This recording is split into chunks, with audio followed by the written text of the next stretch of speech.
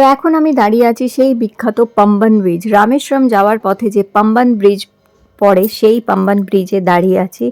আর সমুদ্রের মাঝখান থেকে যে রেল লাইনটা যায় বিখ্যাত, সেই রেল লাইন দেখার জন্য। বন্ধুরা, আজকে রামেশ্বরম ছেড়ে চলে যাওয়ার দিন আমাদের, তাই সকালবেলা আবার আর একবার চলে আসলাম রামেশ্বরম মন্দিরে। তো আমি আর ছেলেই এসছিলাম, আমরা দুজনেই আসলাম, কে চল আর একবার গিয়ে দেখে আসি, হোটেলের কাছাকাছিই তো রয়েছে সেই কারণে। তো দেখো এই করিডরগুলো এতই সুন্দর লাগছিল, এত ভালো লাগছিল দেখতে। তো এখানে একটু ফটোগ্রাফি করলাম।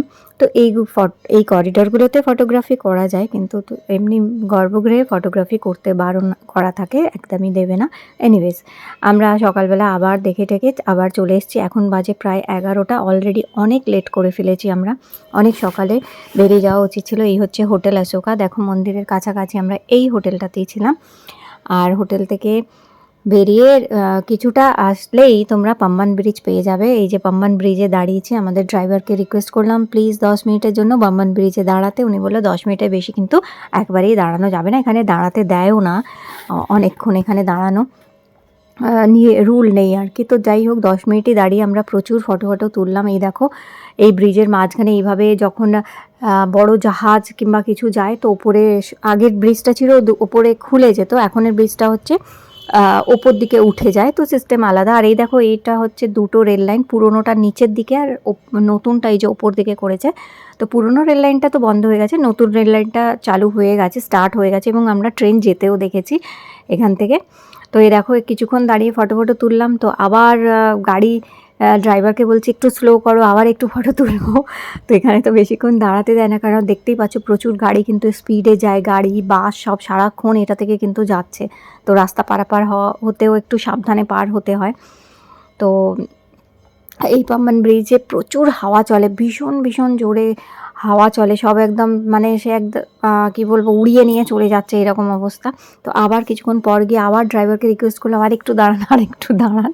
ও আবার দাঁড়িয়েছে, কিন্তু উনি বারবারই বলছে দেখুন আপনাদেরই মাদুরাই পৌঁছাতে লেট হয়ে যাবে। আমাদের রামেশ্বরম থেকে মাদুরাই বাই কার মানে এই দাঁড়িয়ে যেতে এইসব করতে আমাদের প্রায় 5 ঘন্টা টাইম লেগে গেছিলো। টানা যদি চলে যেতাম 3-3.5 ঘন্টার মধ্যেই হয়ে যেত। তো আবার দাঁড়িয়ে ফটো তোলা হলো, এই করতেই আমাদের 1 ঘন্টার মতন চলে গেছিলো এইসব।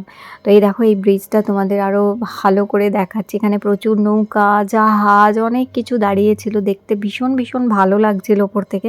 আর সবথেকে ভালো জিনিস যেটা লাগছিল, এত সুন্দর হাওয়া চলছিল।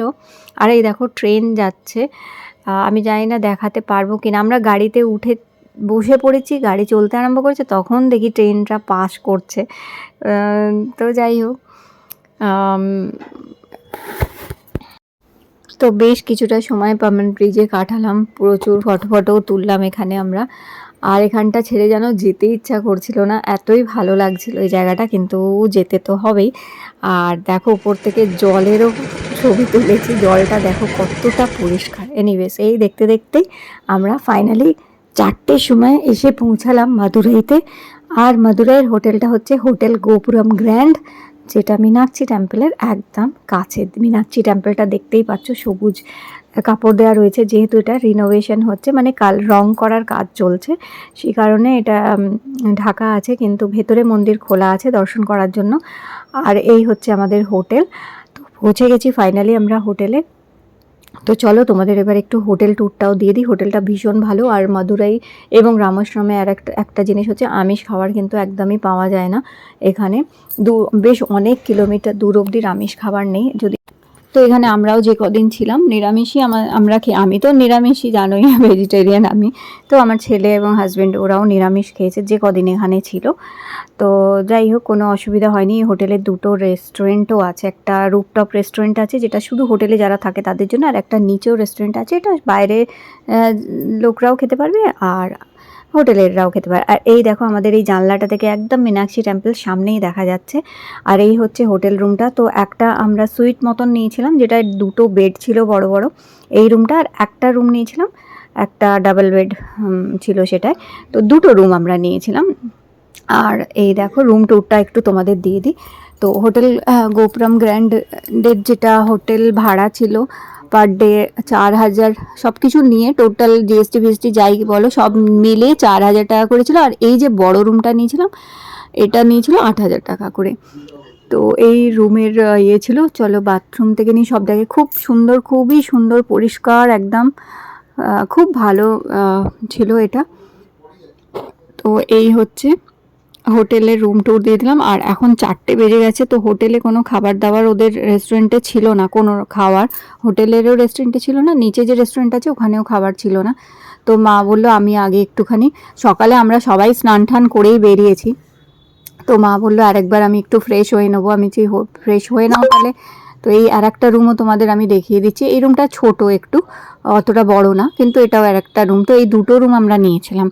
তো আমরা আবার একটু ফ্রেশ হয়ে আমরা খাবারের খোঁজে বেরোলাম যে দেখি কোথায় কোন দোকান খোলা আছে যেখানে একটু খাবার টাবার পাওয়া যাবে। তো ফাইনালি একটা দোকান পেয়েছিলাম, ভগবতী ভোজনালয়। তোমরা ওটা মাদুরাই একদম মন্দির চত্বরেই আছে ওটা, ভগবতী ভোজনালয়। খুব ভালো খাবার ওখানে, কিন্তু এই হচ্ছে একদম নিরামিষ সম্পূর্ণ, ওখানে পেঁয়াজ রসুন ছাড়াও খাবার ওখানে পাওয়া যায় আর কি। তো চলো আগে আমি হোটেলের একটু রেস্টুরেন্টটাও তোমাদের দেখিয়ে দিই, রুফটপ মানে উপরে যে রেস্টুরেন্টটা আছে ওটাও দেখাবো তোমাদের একটু। আর এইটা হচ্ছে এই রেস্টুরেন্টটার নাম হচ্ছে এটা।